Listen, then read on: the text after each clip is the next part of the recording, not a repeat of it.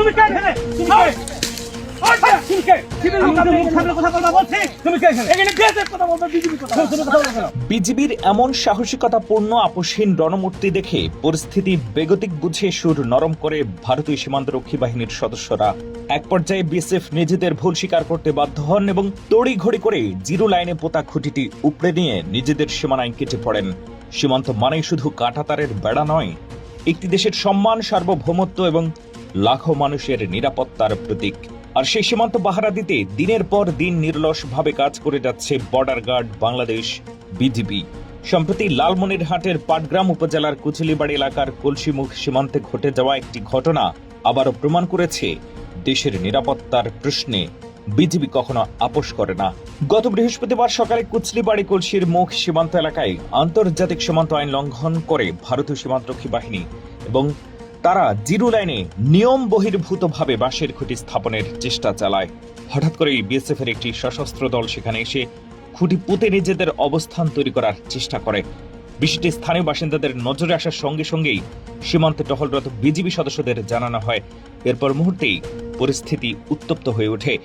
BGB সদস্যরা দ্রুত ঘটনাস্থলে পৌঁছে আন্তর্জাতিক সীমান্ত আইন লঙ্ঘনের তীব্র প্রতিবাদ জানান।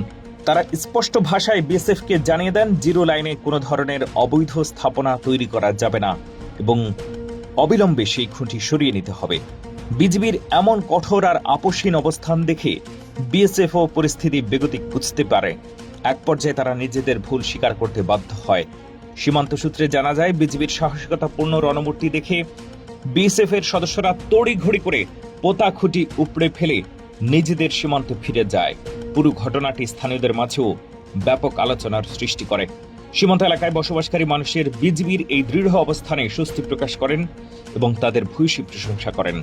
স্থানীয় বাসিন্দাদের ভাষ্য, সীমান্ত এলাকায় প্রায়ই বিভিন্নভাবে উস্কানি বা অবৈধ অনুপ্রবেশের চেষ্টা দেখা যায়, কিন্তু বিজিবি সবসময় সতর্ক থাকায় বড় ধরনের কোনো সমস্যা তৈরি হতে পারে না। তাদের মতে দেশের সীমান্ত রক্ষায় বিজিবির এই কঠোর অবস্থান সত্যি প্রশংসার দাবি রাখে।